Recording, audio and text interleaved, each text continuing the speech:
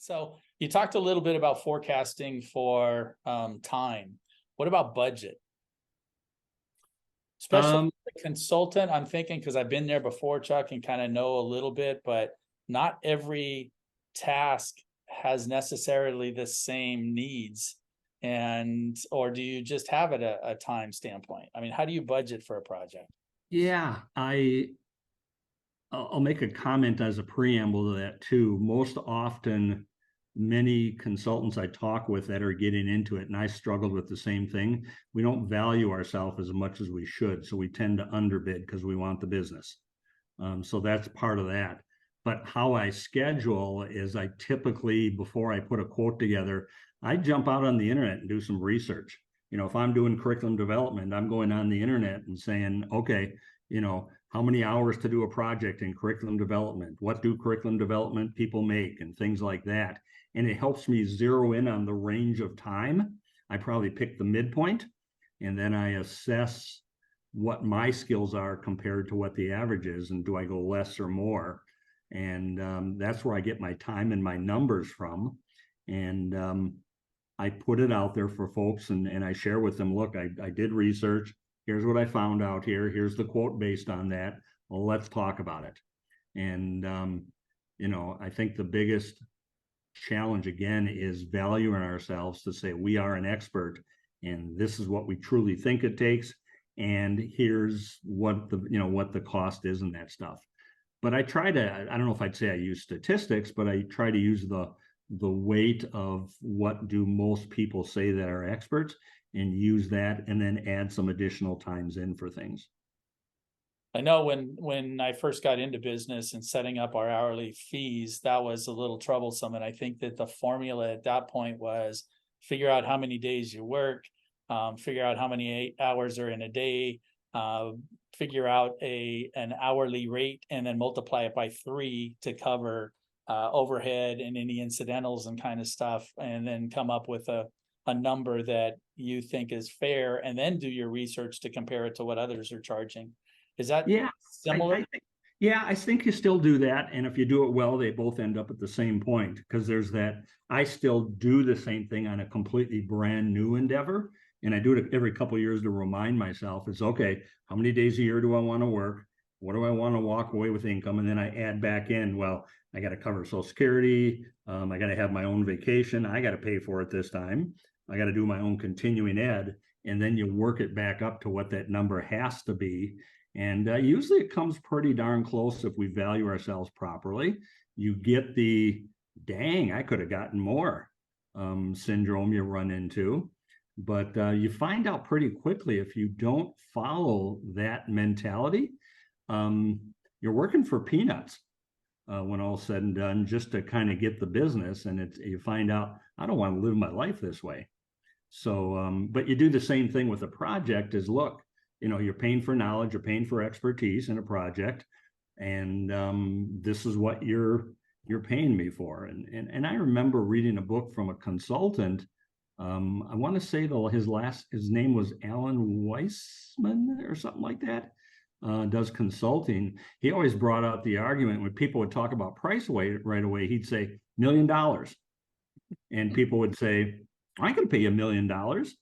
And he said, would you pay me $1 million if I could save you 100 million in one conversation? Well, yeah. And you just, okay. So it's you do what you got to do. But yeah, I think that working backwards makes a lot of sense, because then you really understand what's involved. And I probably do tuck in a little extra just in case. And I do things gratis because it's the right thing to do. And it's building that relationship that goes with it. So you brought up another kind of interesting topic is return on investment. What's in it for me? If I'm going to charge $1 million and I can save you 100 million, that's pretty good ROI. So do you think about, when you're putting projects together, I put this curriculum together, it should be able to bring in this many students and you'll make this much over time? Yeah, I do think about that. And for me, that's more of a long-term aspirational thing, that I want to reach that point. I recognize today, not just today, but in general, takes time to get to that point. I lost my train of thought here on what we were talking about. Oh my gosh. Yeah, I want the customer to get a good return, so to speak, because I want them to walk away. Because I remember working during the day, going to school at night, yawning at professors and thinking I got better things to do. That I remember saying, if I ever taught, I'm never going to operate like this. And here I am. So I respect people's time, and I want to use it well. And, it's part entertainment, part teaching, certainly. It's part consultative to help them out. I want to give them a bigger bang for their buck because I figure they'll come back and it's just the right thing to do. It's what I would want. And, I look back, I'm not sharing numbers here, but I do find myself looking back and thinking, okay, if I walk away with $50 an hour and I work 2,000 hours a year, that's $100,000. That ain't nothing to sneeze at either. And I'm probably in a more fortunate shape than a lot of others are. So if I don't get the rate I quite want, still be grateful, Chuck, because you're lucky. So I think there's a little bit of humbleness and humility in that at the same time too.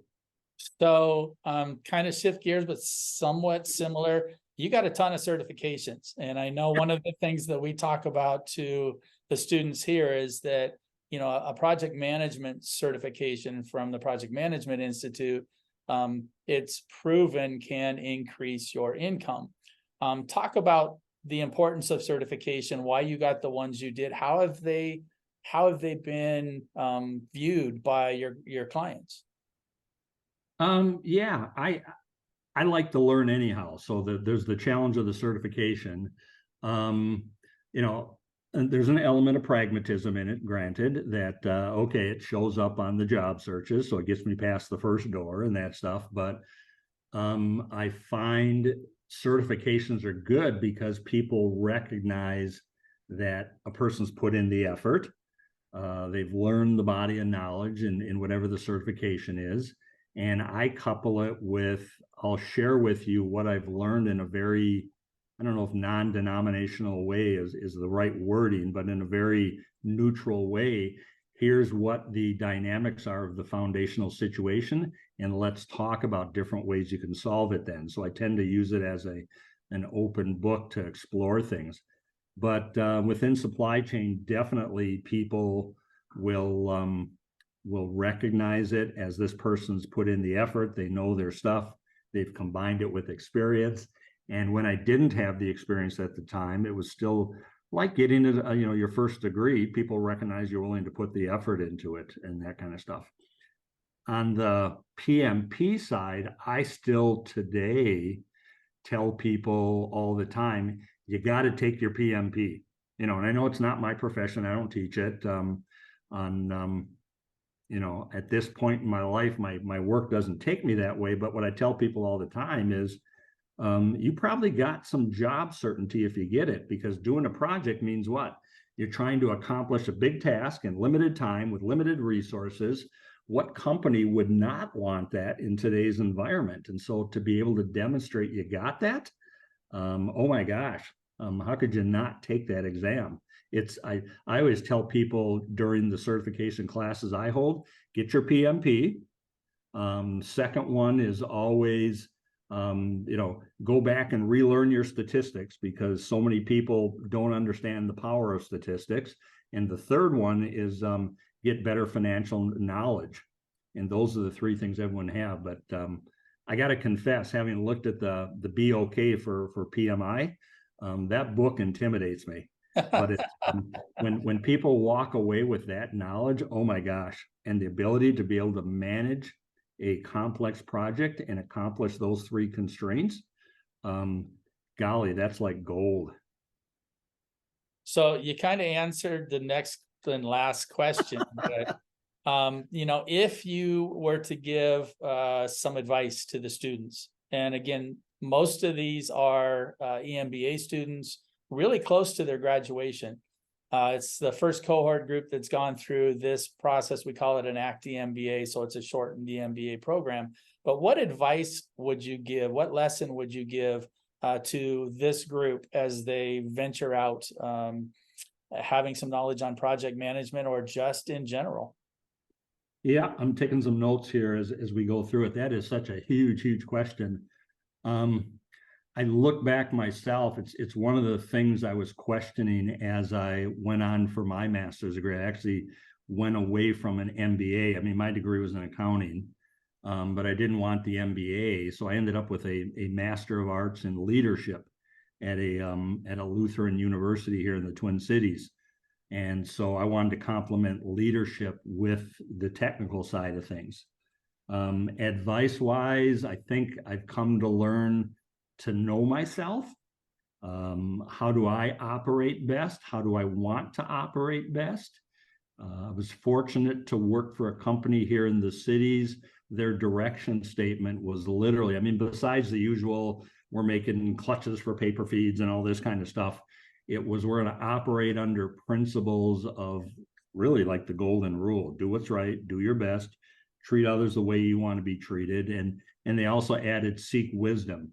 And so I think building up that other part of yourself besides the technical side. So yeah, knowing yourself, knowing how you want to operate, treating people the way they want to be treated, I think goes a long way. I don't know if it gets very glorified, but I think you live with yourself. And I think another one also that came from the same company, and of course, I'm assuming people have the basic technical skills and things like that, but they always talked about on the learning side or the leadership side, actually two things come out of me. One was they called it PDC, like Paul, David, Charles, PDC versus TET. Do you want to plan, direct, and control people, or do you want to teach, equip, and trust people? And of course, we all say, well, yeah, TET. And they're like, no, when someone's new, it's going to be more PDC. But that realization that you want to move people towards that goal of, if I teach them and equip them, I can trust them, to do those things. The other wisdom, so I think it's know yourself and how you want to operate. Had one other one that's always stuck with me over the years. Wish I would have seen it earlier, but when I heard it, it really crystallized where I needed to take my work life. The gentleman I worked with, Steve, his comment was, Chuck, you either like working with people on people problems or you like working on people problems. And I was like, okay. And he said, if you're the first one, you make a great manager. If it's the second one, don't be a manager, and that's okay, because you like working on these things, but that's not what fires you up. So that's when it's like, okay, then I need to get into teaching or be an analyst, and I can be just as successful, and there's no shame in not wanting to be a manager. And I got to tell you, life got a whole heck of a lot less stressful after I heard that one. Yeah, good advice. Good advice. Well, I thank you for taking your time. I'm going to turn the recording off, and we can talk a little offline, but appreciate your time that you spent with us and with the students. Thank you. You bet. Thank you. This was cool.